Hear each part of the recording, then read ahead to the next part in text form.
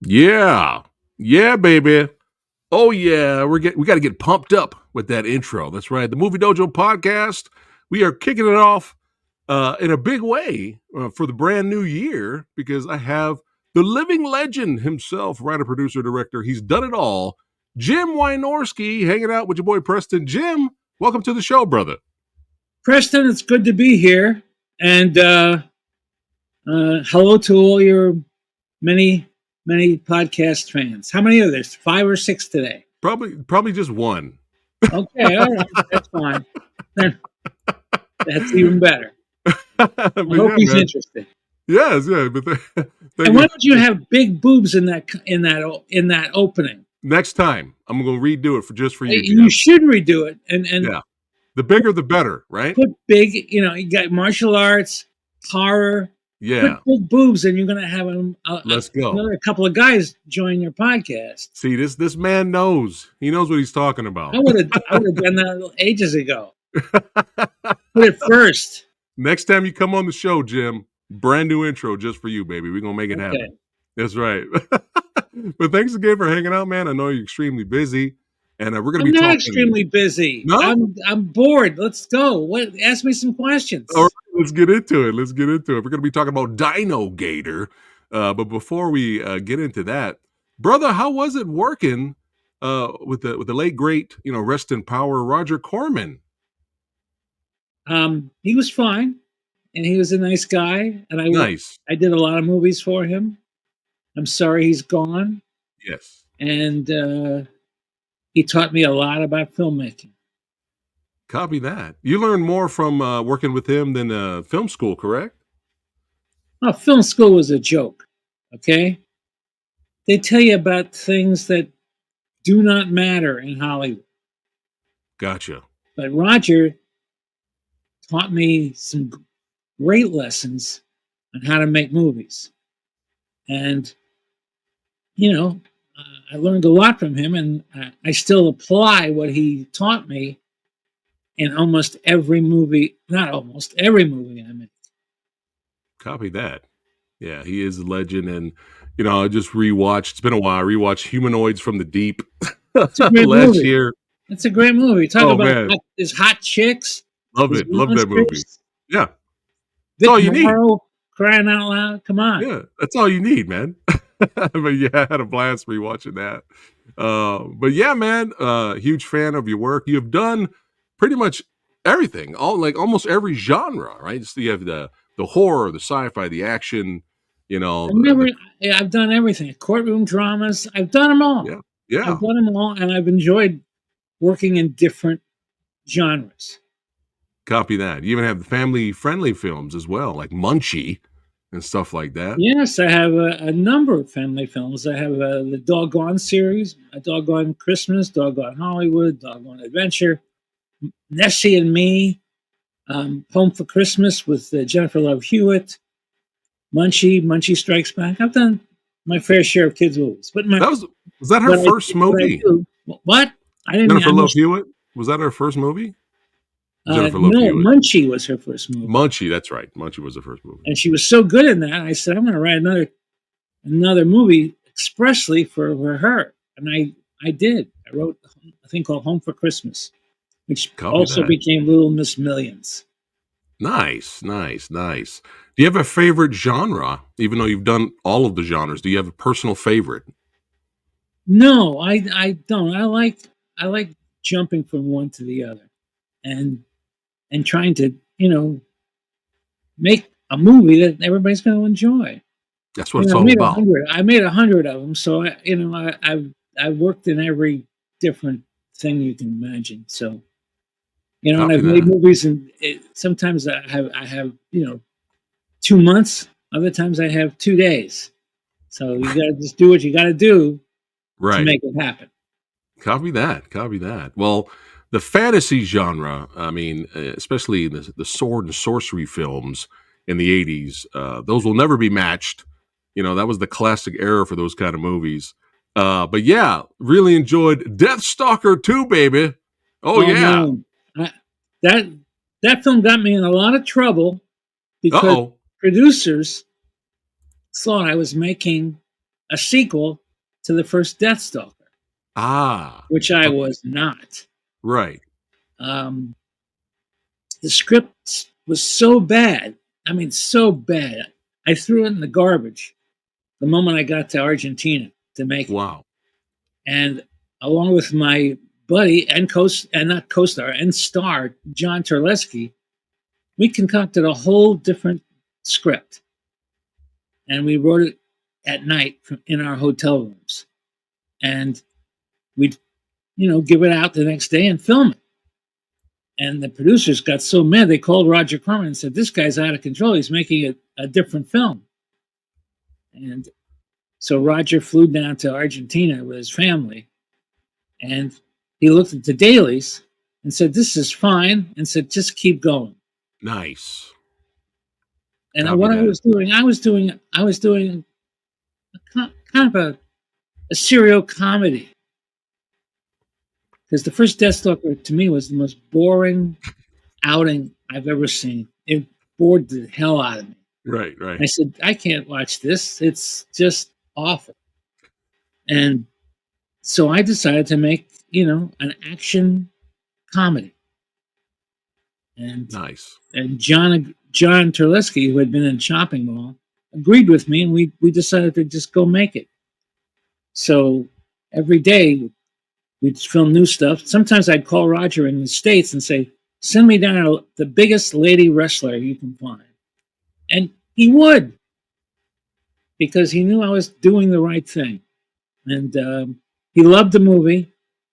It was a huge success on home video back in the Nice. day. And so, yeah. And then the moment he saw the movie, he said, "Let's go do another one." We ended up turning around and making Big Bad Mama 2 with Angie Dickinson. That's right. That's I right. got known for twos for a while, part twos. Well, kind of similar to Deathstalker, I'm gonna segue to another one of my favorites from yours in a second. But before I do that, quick thoughts on the reboot of Deathstalker, starring Daniel Bernhardt, that's going to be coming soon. Have you seen or heard about this? Yes, I have.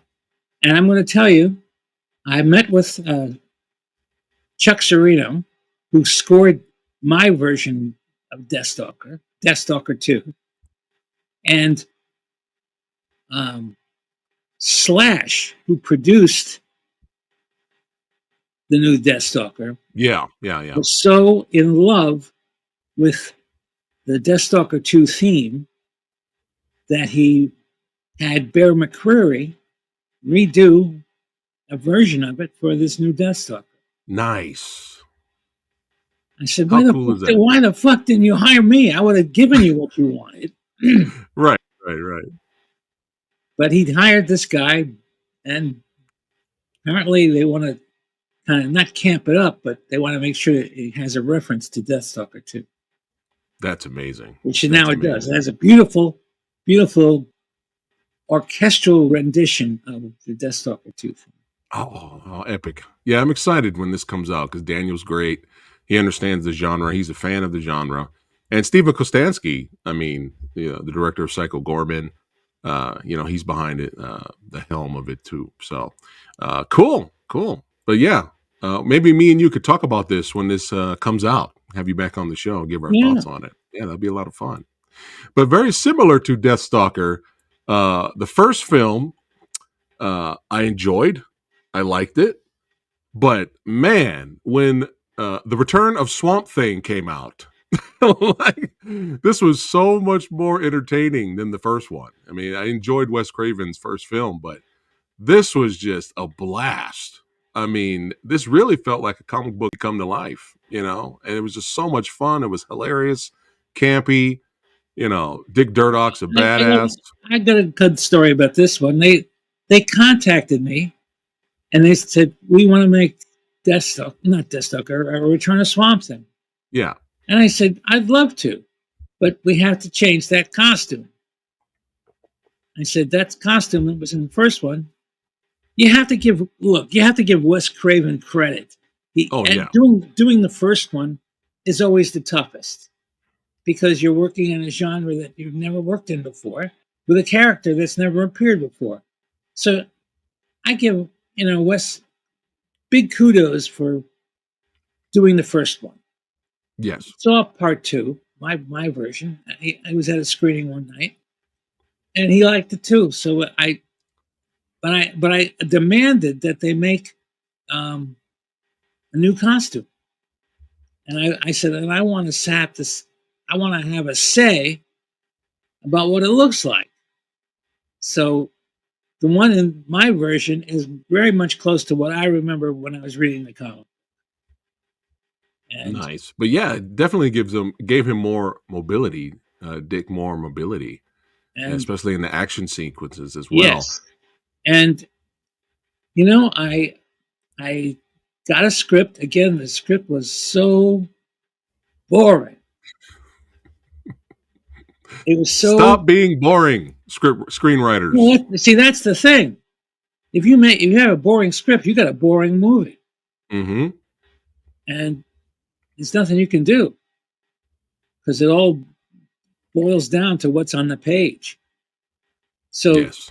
um, before I left, I said I want to add a couple characters to this, and they agreed and said, "What do you want to write? What do you want to write?" And I said, "I want to write two kids.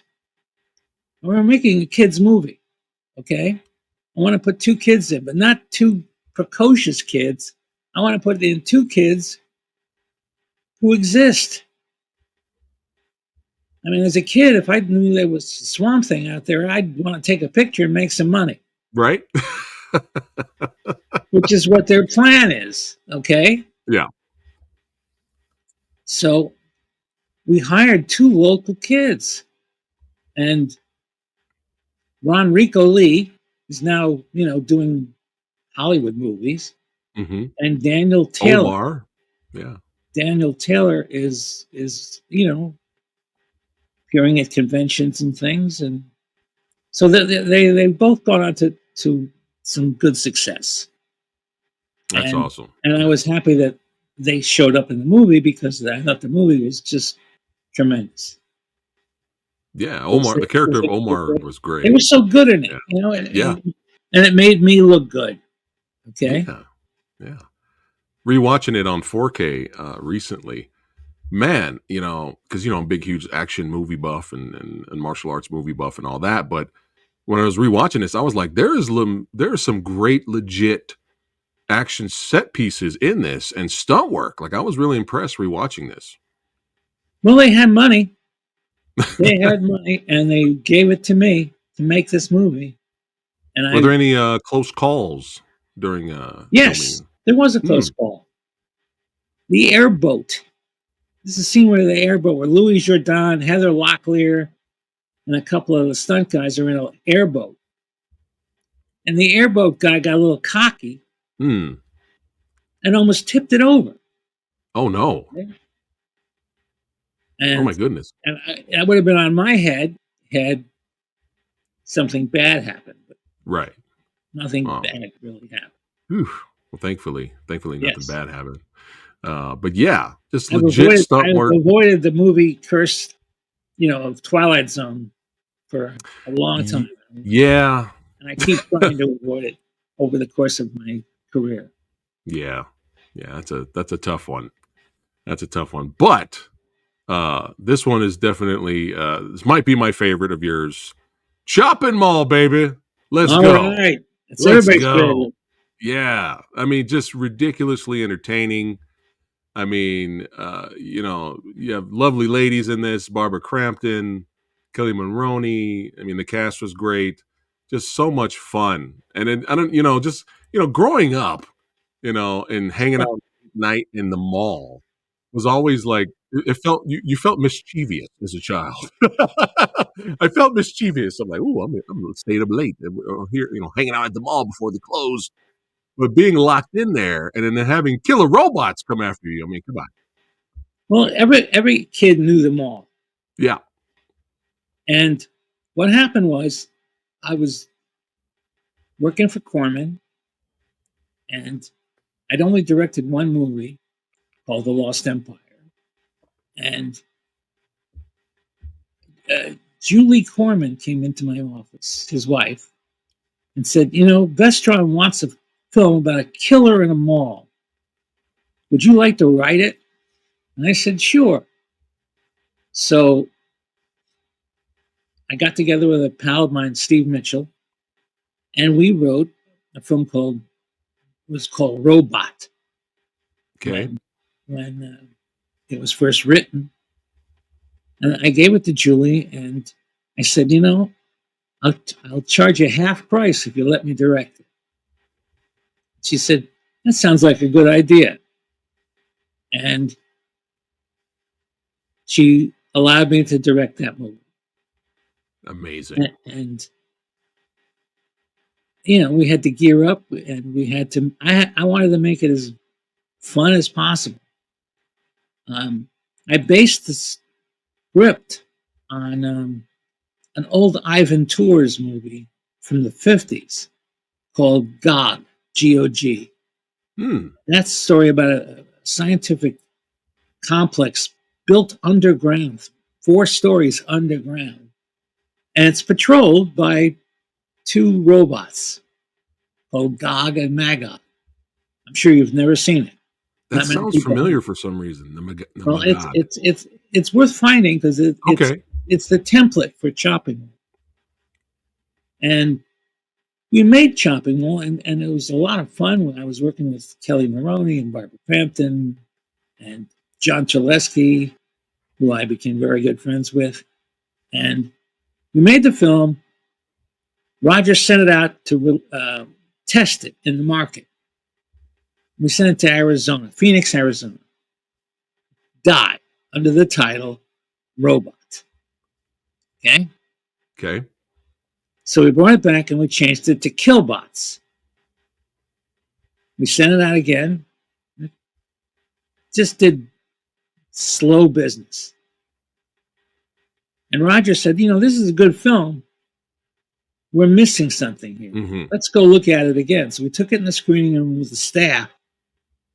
And we were watching it. And while we're there, watching the movie again, there's a guy changing lights, a janitor, changing lights in the screening room, in the dark. He's just unscrewing the bulbs and putting bulbs back in. Little tiny ones, when you walk down the aisle. Yeah. And the movie ends, and Roger says, well, what do you think? And we all started discussing the title, which was now Killbots.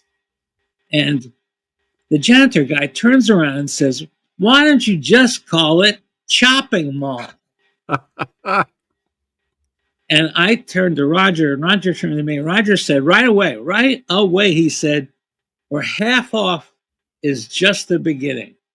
And I said, and I turned to him and I said, where shopping cost you an arm and a leg. Yeah. Yeah. And he said, just go make a new poster and a new trailer, which I did. Within a week, I had a new poster and a new trailer, and we changed the title on the film to Chopping. Yes. And we went to Tucson. Okay, same print, except just the new title tacked on, and we did big business under the title Chopping Mall. And it proved to me that Roger was very correct in saying it's perception. What the audience perceives they're going to get is why they go. And if they don't see a title they like, they most times pass it by. And so I learned a valuable lesson that day because Chopping Mall cleaned up. Now I know there's no chopping in the mall, but there's lots of action and didn't disappoint people once they came to see it. That's right. Especially this shot right here. Boom! Oh, there you go. This is it's one of my favorite moments in the movie. I mean, this is such great practical effects, man. Was this difficult to do? No. Let me tell you this story. It was a she stood there and we had a dummy right next to her at her height wearing the same shirt. And once she screamed. I said, cut. And we moved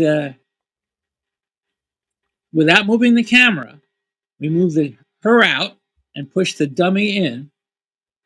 And the dummy had an exploding head. Nice. And we had a glass partition in front of the camera lens so it wouldn't get hurt. And I said, okay, blow it. Bam. And then when we were cutting the movie, my editor, Leslie Rosenthal, came up with a brilliant idea of taking the first couple of frames off the explosion. So you never saw the real, the audience just doesn't expect it. Right. Okay. So she took the first couple of frames off the head explosion and melded it and matched it with the girl screaming. And then we put that laser light, CGI stream, not CGI, but it was. Yeah. But it's just flawless transition. Like you can't, And can't people even don't tell. expect it. People do not expect it. That's why. So good. That's why it works so well. Because at this point in the film, you're not expecting suddenly a head to explode. Right. And it was so good that I said, put it in the trailer. Now you could never get away with an exploding head in a trailer today, but back in the '80s, you could play around with stuff. Yeah, that's right. That's right, man. Yeah, yeah. I'm glad you liked Chopping Mall. It was a fun movie to make. Oh, it's just a blast. I can watch that every day. It's just so much fun. It's only 77 minutes.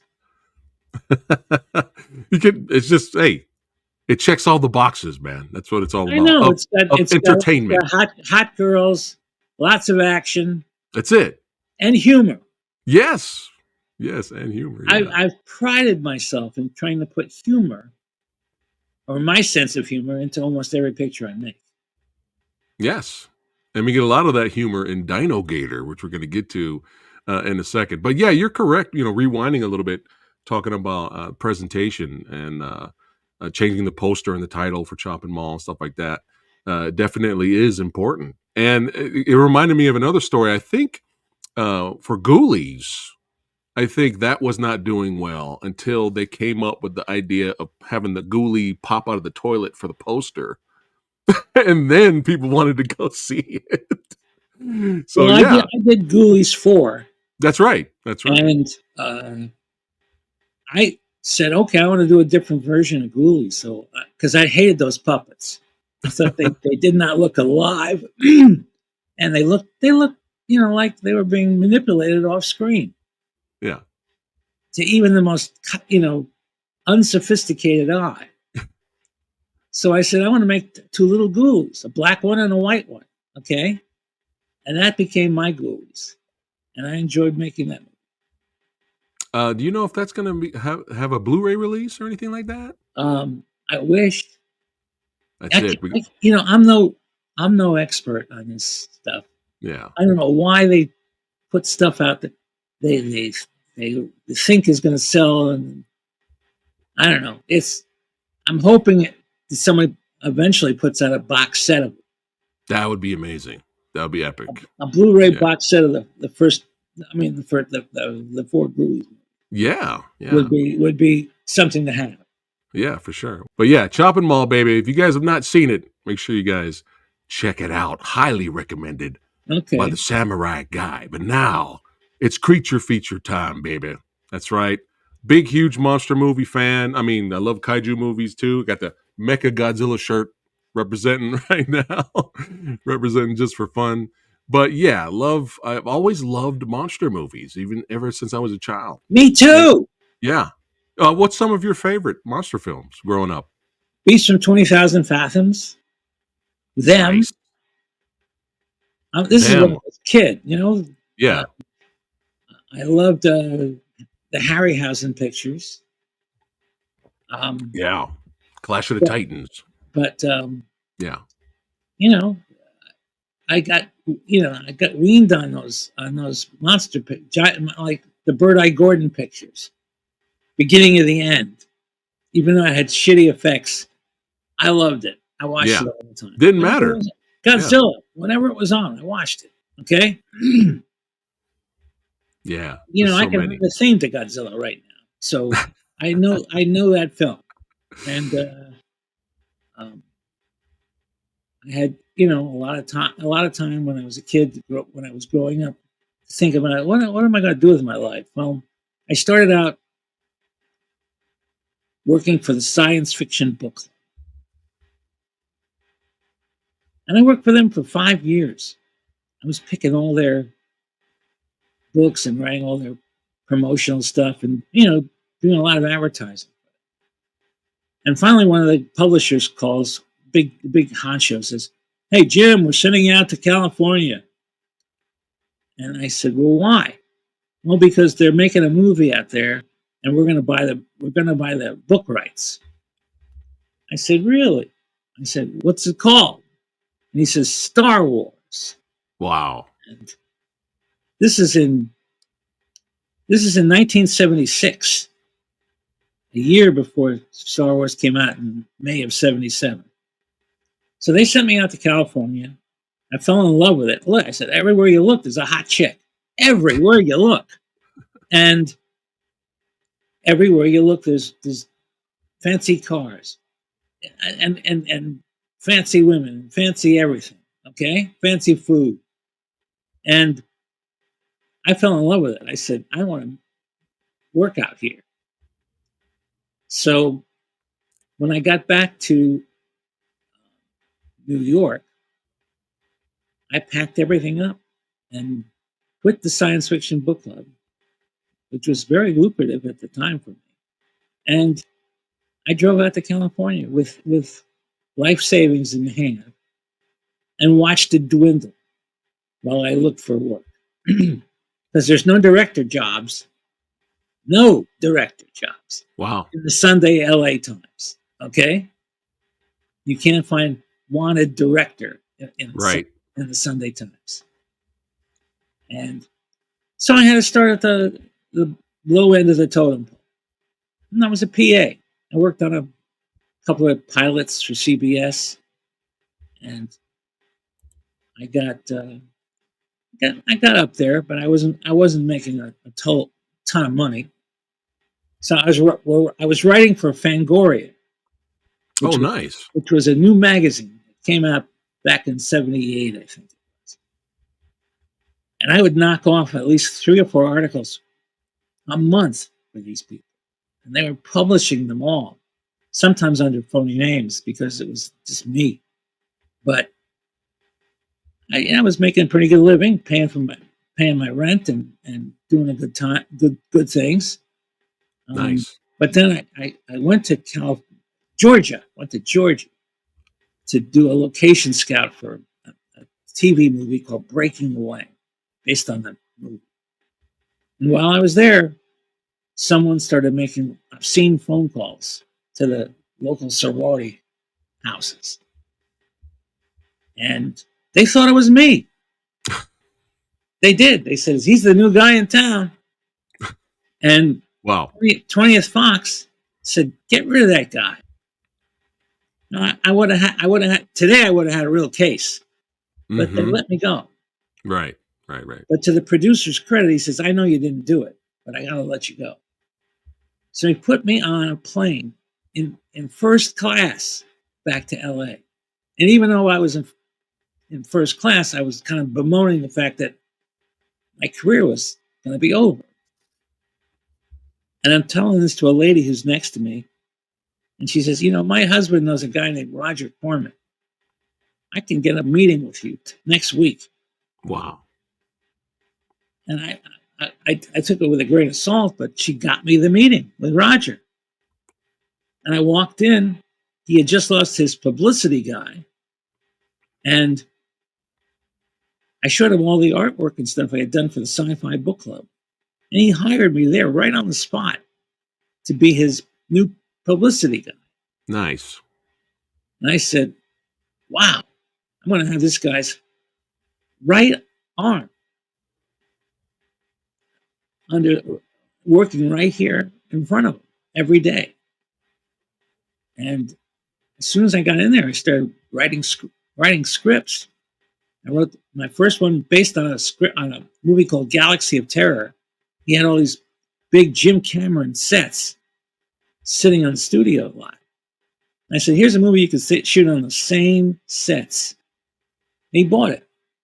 It became Forbidden World, and then it was a hit. So, which is ridiculously entertaining, also. oh yeah, Alan Holzman did a great job putting that together. Yeah. And then Conan came out, and Roger came into my office and he said, "You know, we missed the boat on this. We should have had one of these first." And he said, "Why don't you go home, take this week off, and write one of these Conan type movies. Make it with women." I said, "Okay." So it was Monday morning. I left, went home. I wrote a film called Sorceress. And I brought it back on Saturday to his house. I said, "Here you go, Sorceress." He bought it right on the spot. And he sent Jack Hill down to Mexico to make it. So nice. I was in hog heaven. Okay.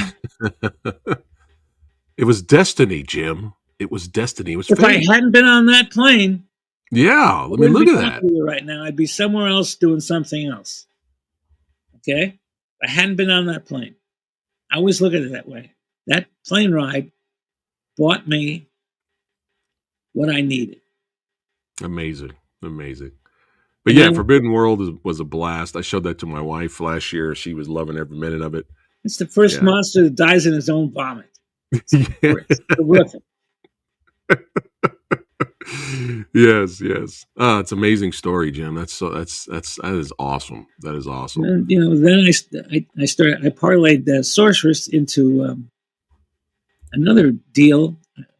This is before I directed anything. There was a movie called Porky's. We all remember that. Yeah. And it was getting incredible, response in screenings across the state, across all the United States. And Fox hadn't even rolled it out yet, but it was getting this incredible response. So I said, we need to make Porky's. So I got together with a girl named Linda Shane, Miss Salmon from Humanoids from the Deep, and we went over to Fox and stole the Porky script from the library. There's a library. Yeah. Kind of snuck in.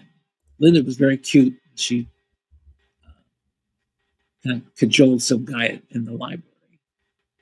Said she was there working for some producer, which she wasn't. And we took this Porky script to the Xerox machine and Xeroxed it quickly and then left. And we read it and I said, we can write this in a heartbeat.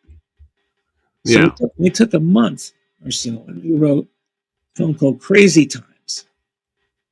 But it was shot in Canada and it was eventually called Screwballs. Right. And it was in every video store you could imagine.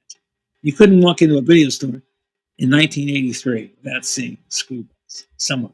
Warner Brothers bought it. It's a huge, massive hit.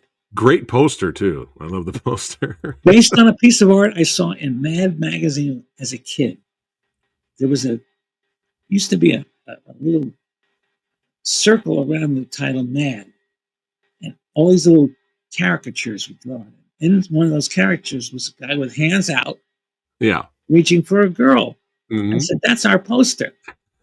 And we took it and kind of ran with it. And it became a big hit. Nice. Copy that. But it's Dinogator time. Oh, that's shit. Right. Yeah, man. Everybody's got to see this movie. Got to see it. I did see it. And Jim, I'm happy to report that it was ridiculously entertaining, like your other movies. Okay, I good. really enjoyed it. I really enjoyed it, Good. man. I'm glad you liked it. Yeah. The important thing about the film, because there's a lot of movies, from Asylum and stuff like that. There's a lot of these type of monster movies. But the problem, though, I have with them is they're boring. Jim, I think we have a theme going today on today's podcast. Don't be boring. And Dinogator was not boring, man. If there wasn't a death scene, there was like eye candy, or there was a hilarious comedic dialogue being said, or a comedic moment. There was nothing. It was always like, hey, entertainment, entertain throughout Well, the whole movie. that's the story of my career right there. Yeah, yeah. Like I said, we And got a theme going today. you know, there hasn't been a Sci-Fi Channel movie like this in 10 years. I don't think. Wow, really? Yeah, they stopped making them. Wow. When was the last Sci-Fi Channel? I wrote and directed at least 8 or 9 Sci-Fi Channel world premiere movies, Yeah.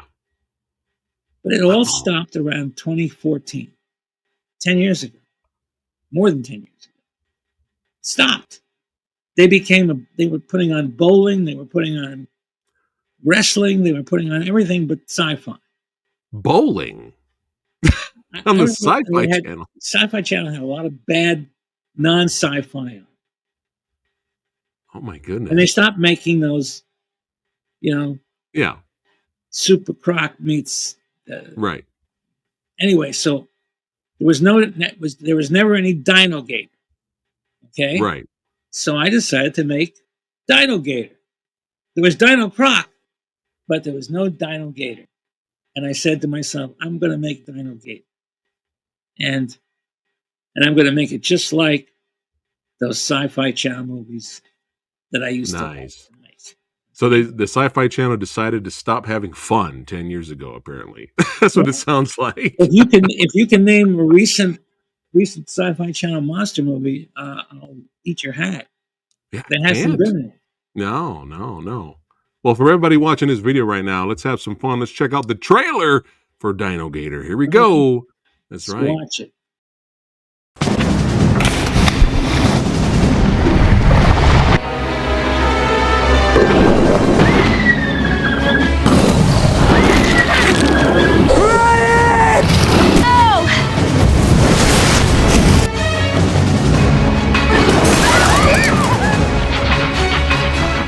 Here goes nothing.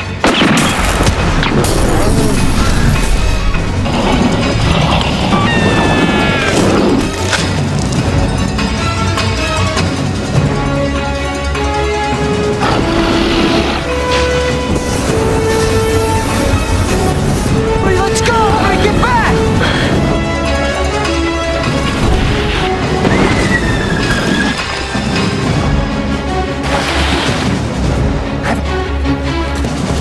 I need you to draw fire for me.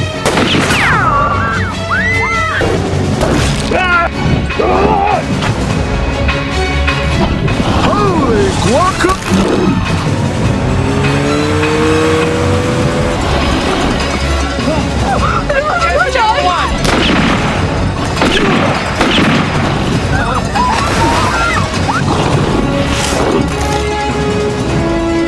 Hitch up your drawers.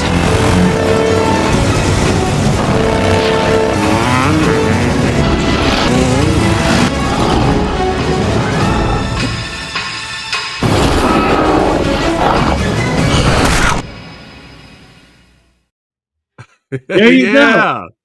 Yeah. So much fun, man. So much fun. Let's have some more fun and let's take a look at it again. And by all means, Jim, give us some behind the scenes making of the movie. Obviously, we'll avoid spoilers because Samurai Guy wants all of you badasses to Wait a watch it. minute. This movie, this trailer itself has got tons of spoilers. It shows a lot of people dying, and my friends have said, "Why did you put those shots in?" And I said, "Because they're cool shots." Okay, Yeah. you're not going to care that they saw these people die. They're No, going to say, "Yeah, it's a monster movie. It's I creature want to see feature. this." Right. Well, let's have some more fun and let's check it out again. How long did it take to make the movie. 12 days. Wow. Let's go back to the design here. So who came up with the design for the monster? I named Glenn David Morgan. And he was a one-man operation in charge of designing and animating this creature.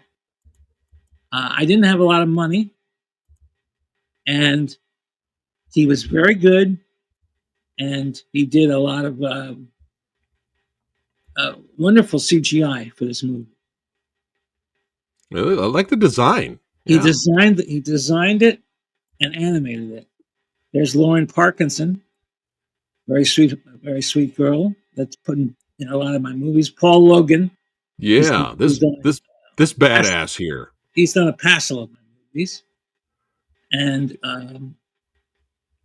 you can see him and there's Aaron Groban, and I mean these are all practical locations in Marianna, Florida, where we shot this movie. There hadn't been a movie shot there before, so we got a lot of great locations for next to nothing. So shooting the movie here in Florida, in a place called Marianna, we were able to maximize our production budget. That's Jeff Bernstein. He's the lead of the movie. He's plays a boat captain who's escorting these crazy girls to do a rock video in the middle of the swamp. Yeah, what was it? The Vixens from Uranus, or what was the name of it? Something like that. I don't know. I forgot. But yeah, he was good. He was great in the film, and unfortunately, his character was the butt of many dad jokes. Yes. They kept making fun of him, but it was fun.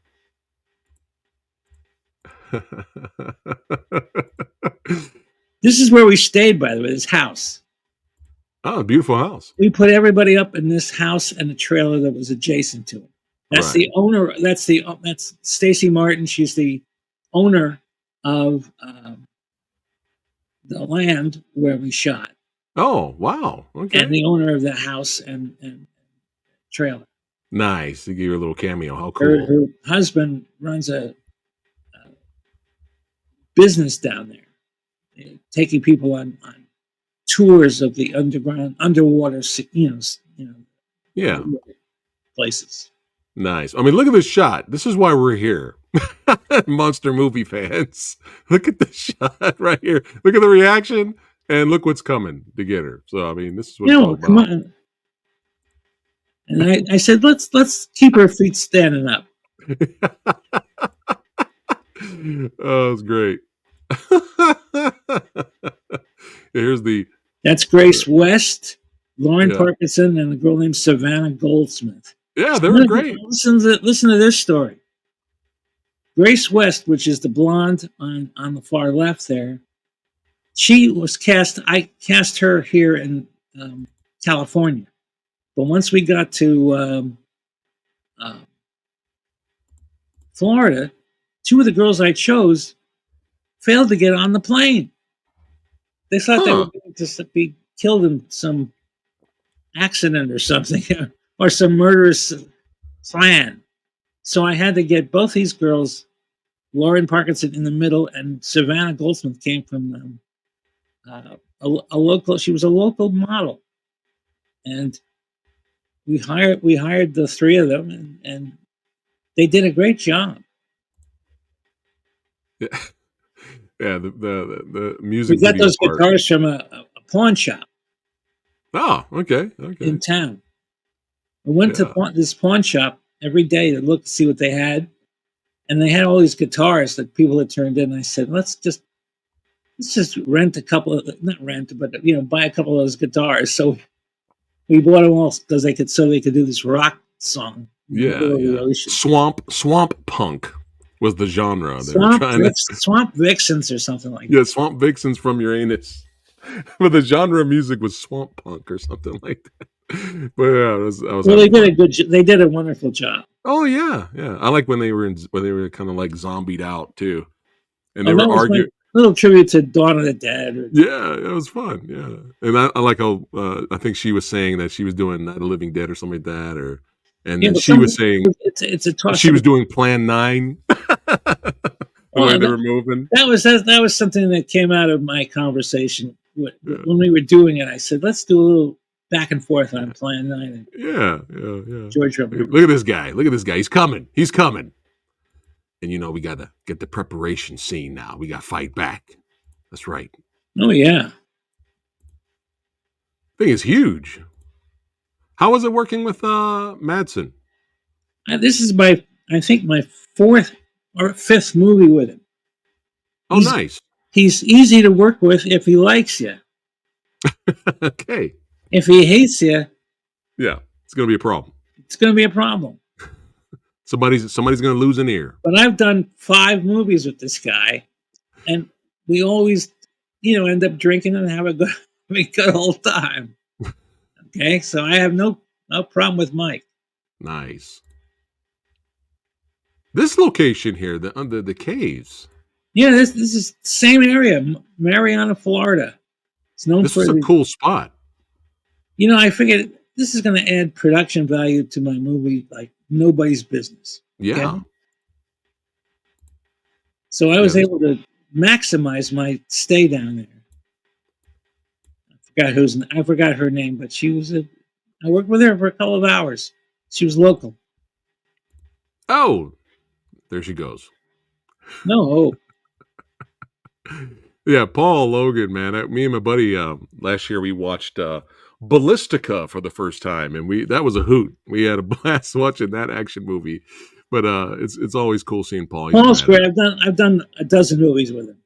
Yeah, he always shows up. He always knows his lines, and he never gives me any trouble. Nice. Oh, this scene, I was rolling, Jim. This scene right here, man. I was busting. I mean, he's a creepy guy. You want to see him dead. Yeah, I was busting up. I was laughing. And Paul Logan got so mad because I gave away his death. He gave away his death. He called me like 3 or 4 times and said, "Why did you do that? Why did you do that?" Now people know I'm going to die. This is a guy I met at a local buffet. His name is Cephas Granberry. Cephas. Shout out to Cephas. Cephas Granberry. And I said, I'm doing a movie over there in whatever the street it was. And I said, "You want to come by later? I can put you in the movie." He said, "Really?" I said, "Yeah, really. Come on by." So he showed up. I put him into, play this fisherman. And I've never been able to, he's a friend of mine on Facebook, but he never responds. So maybe he's just on Facebook, but not looking in. Right. I'm sure people are going to tell him they saw him. Yeah, of course. He's like a local celeb. Oh, nice. This is a great shot right here. Look at that. Glenn David Morgan, can't beat him. See, these kind of roles right here is what I usually play in movies. I play the Well, yeah, why not? Yeah. That's it, coming. Dinogator's on the prowl. That's right, he's coming. That was hilarious. There's another giveaway. That guy's had it. There you go. It's all about having fun and being entertained, man. At the end of the day, that's what it's all about. Yeah, we had a good time. This just gives a little taste of what you're going to get in the movie, because there's a lot of stuff. Oh yeah, in the movie that's not represented here. Dinogator. Oh yeah. Hey, what?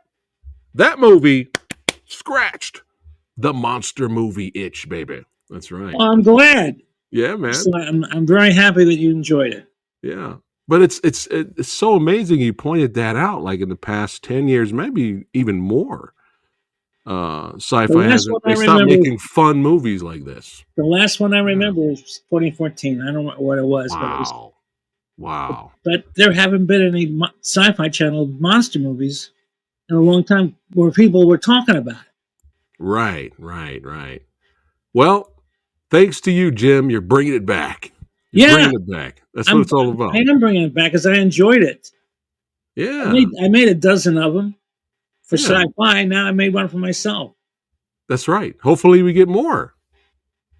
Well, I'm doing a remake of Catwoman on the Moon, Okay. and it's got a monster in it. It's got two monsters in it. That's it. Future podcast episode. We're going to make it happen. We'll talk Catwoman about on the that Moon one. starts shooting at the end of this month. Yeah. Amazing.